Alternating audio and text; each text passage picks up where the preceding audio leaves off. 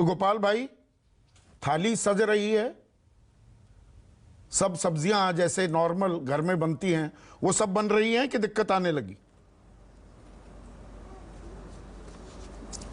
नहीं, देखिए, अगर टमाटर के दाम बढ़ रहे हैं या अदरक के दाम बढ़ रहे हैं, हरी सब्जियों के दाम बढ़ रहे हैं, तो वह तो सभी लोग इस बात की चिंता करते हैं। मेरे घर में भी उतनी चिंता है। अगर मेरी पत्नी बोलती कि भाई टमाटर दाम बढ़ गए, तो जो सच्चाई है, दाम बढ़े हुए हैं, उसको डिनाई करने का तो कोई मेरा औचित्य भी नहीं है और मैं वो करने भी वाला नहीं हूँ।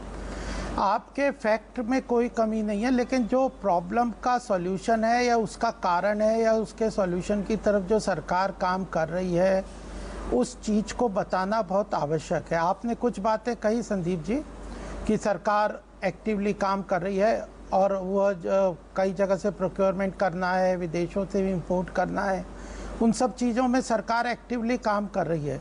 लेकिन उसका कारण एक बहुत बड़ा, ये जो मानसून का सीज़न होता है, वो हर बार सब्जियों के दामों में बढ़ोतरी आती है। कई बार किसी तरह ज़्यादा हो जाती है किसी चीज़ में, तो वह एक तरीके से समस्या का मेन प्रॉब्लम यह है कि इस बार मानसून बहुत विकट है। कुछ प्रदेशों में जहाँ से हरी सब्जियों का उत्पादन होता है, पूरे देश में जाता है, वह भी एक तरीके से वह विकट स्थिति में है, तो उसके कारण ग्रेविटी बढ़ गई है। लेकिन महंगाई की मार को, टमाटर की मार तो आप कह सकते हो, लेकिन महंगाई की मार एकदम सीधे उसको जोड़ना, मैं पूरी तरह से आपकी बात से अपना वाकिफ या सम्मेलन नहीं रखना चाहता। सिर्फ जून की, अभी जुलाई की मार, महंगाई की मार की। एक मिनट, मैं हल्का सा रोक रहा हूं आपको गोपाल बाबू। जो महंगाई दर, जून के आंकड़े आज ही सामने आए हैं। जून में तो ये समस्या ज्यादा नहीं थी, थोड़ी बहुत हल्की फुल्की दिक्कतें जो सीजनल मानी जा सकती हैं, उसमें भी महंगाई दर 4.81% आ गई है। जुलाई में जो ये मार झेल रहे हैं, ये तो फिर वही 5.5-6 पर पहुंच गए हम महंगाई की मार को लेकर।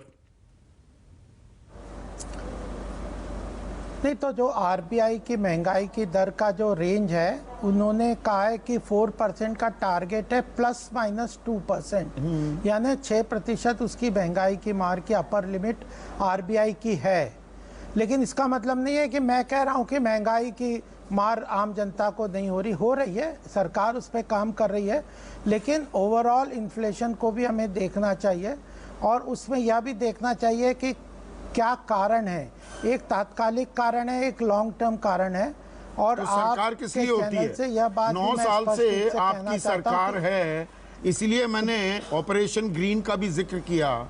500 करोड़ का प्रावधान 2018-19 के बजट में किया गया था कि भाई उतार चढ़ाव ना हो, खास टॉप टमाटोज, अनियन, पोटैटोज की बात। तो क्या किया सरकार ने? हर साल देखिए मानसून में बदहाली भी हो सकती है, ये हम जानते हैं। तो सरकार ने क्या किया नियंत्रण को लेकर? तो उसका देखिए, आप अपने आप जवाब दीजिए इसका संदीप जी। मैंने पहले भी चैनल में कहा है कि एक तो तात्कालिक समस्या है, तात्कालिक समस्या आपात स्थिति में आती है और उस स्थिति को से निपटने के लिए सरकार तात्कालिक सॉल्यूशन करती है, वो कर रही है। और लेकिन उसको पूरी तरह से उस समस्या का निदान एकदम तात्कालिक मेथड से नहीं हो सकता। लॉन्ग टर्म सॉल्यूशन आपने करने नहीं दिए। आप ही रोज चैनल पे लेके बैठ जाते थे कि किसान बिल वापस लो, किसान बिल वापस लो, कोल्ड स्टोरेज की जरूरत नहीं है। कोल्ड स्टोरेज का किसान बिल से क्या लेना देना? खाने दो। कोल्ड स्टोरेज का किसान बिल से क्या लेना देना? और कोल्ड स्टोरेज की आप, एक मिनट देखिए, ये जो होता है ना, कहने में बड़ा अच्छा लगता है। एक मिनट गोपाल बाबू, और आप अर्थव्यवस्था के अच्छे भले ज्ञानी हैं। सर सुनिए ना, फिर मुझे समय देना। अलीगढ़ से लेकर, एक मिनट सुनिए, फैक्ट चेक करा दूं, अलीगढ़ से लेकर फर्रुखाबाद तक हजारों की तादाद में कोल्ड स्टोरेज है। आलू जहां पर कोल्ड स्टोरेज में डाला जाता है, आलू की कीमतों में क्यों आग लग गई थी 2 महीने पहले? देखिए, आलू का एक अलग पूरा इकोनॉमिक्स है। मैं कमोडिटी मार्केट को जानता हूं, उसमें एक अलग इन्फ्लेशन के गेम होते हैं, उसमें स्पेकुलेशन का बहुत बड़ा फैक्टर है। आलू अपने आप में स्पेकुलेटिव आइटम की तरह कालाबाजारी हो रही है मोदी राज में। लेकिन कोल्ड स्टोरेज हरी सब्जी की आवश्यकता है।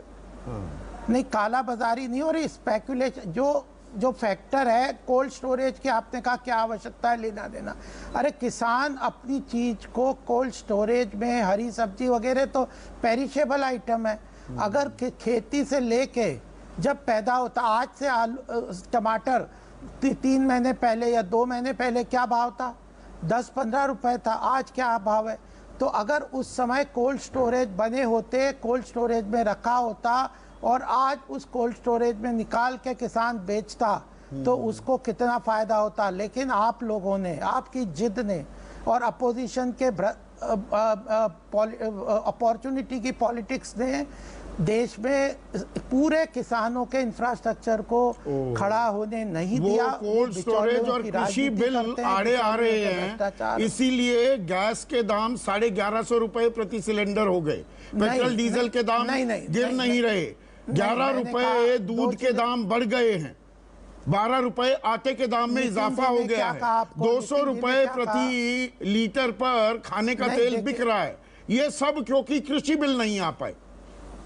देखिए, नहीं केवल नहीं, ऐसी बात तो मैं इतना बेवकूफ थोड़ी हूँ जो ऐसी बात करूँगा। केवल कृषि में नहीं है, तात्कालिक समस्या का समाधान और लॉन्ग टर्म सॉल्यूशन। अगर गडकरी जी ने कहा कि आने वाले समय में पेट्रोल डीजल इस तरह के इनिशिएटिव कर रहे हैं, हम इथेनॉल को मिक्स कर रहे हैं, सोलर एनर्जी और रिन्यूएबल एनर्जी और बैटरी ऑपरेटेड गाड़ियों को निजात ला रहे हैं, हाइड्रोजन एनर्जी को ला रहे हैं, तो पेट्रोल के दाम 15 रुपए लीटर होंगे।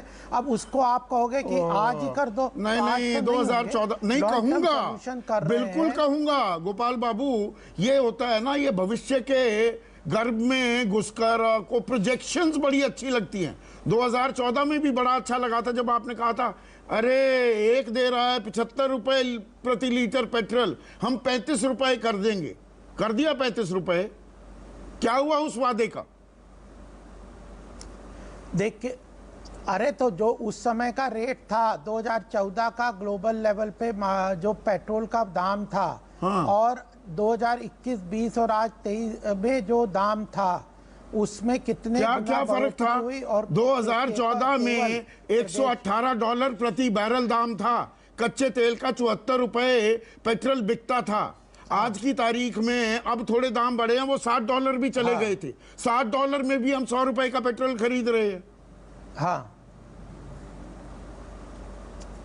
तो उसकी इकोनॉमिक्स को अगर आप समझेंगे तो देखिए, पेट्रोल डीजल के लॉन्ग टर्म सॉल्यूशन पे काम कर रहे हैं। जो हाइड्रोजन एनर्जी में अगर सरकार 90,000 करोड़ का इन्वेस्टमेंट का प्लान कर रही है तो उसके लिए रिसोर्स नहीं चाहिए। अगर 90,000 करोड़ से हाइड्रोजन, गोपाल बाबू अगर गलत जानकारी दे रहा हूं तो बताइएगा।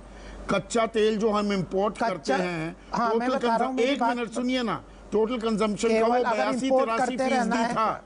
एक मिनट सुनिए, आप क्या इंपोर्ट 2014 में वो 82-83% था जो इंपोर्ट करते थे, क्या वो बढ़कर 86-87% नहीं हो गया है? कौन सा विकल्प खोज निकाले आपने? तो विकल्प, अरे आज इथेनॉल का मिक्सिंग के कारण जो 0% था, अब 10% इथेनॉल मिक्सिंग कर दिया, उससे किसानों को इथेनॉल, उनके किसानों की आय को बढ़ाने में हेल्प मिला। 10% हमने इथेनॉल मिक्सिंग करके पेट्रोल की दाम गिराए, कम किया एवरेज में रशिया से 10%। तो उसके कारण 90,000 करोड़ का इन्वेस्टमेंट का जो हाइड्रोजन फ्यूल के अंदर इन्वेस्टमेंट कर रही है सरकार, उसके लिए रिसोर्स। देखिए, आप समस्या को आप तो समझते हो संदीप जी, 90,000 करोड़ अगर हाइड्रोजन एनर्जी के अंदर सरकार आज इन्वेस्ट नहीं करेगी तो जिंदगी भर पेट्रोल और डीजल इंपोर्ट करती रहेगी। कल गल्फ कंट्रीज के ऊपर डिपेंड होती रहेगी, अमेरिका के ऊपर डिपेंड होगी। हम आत्मनिर्भरता की तरफ बढ़ने के लिए solar energy, ethanol mixing, hydrogen energy, renewable energy, 2013-14 का नारा था, व्हीकल, बहुत हुई महंगाई की मार, इतने बहुत हुई महंगाई की मार। क्या हुआ उसका, उस नारे? तो हाँ, तो उस समय महंगाई की दर 9.5% से ज्यादा थी। आज आप खुद ही बोल रहे हो कि अभी 4.8% जून में आई है और मई में आम आदमी को बताएंगे महंगाई दर इतनी है, या आम आदमी कहेगा खाऊं तो खाऊं क्या?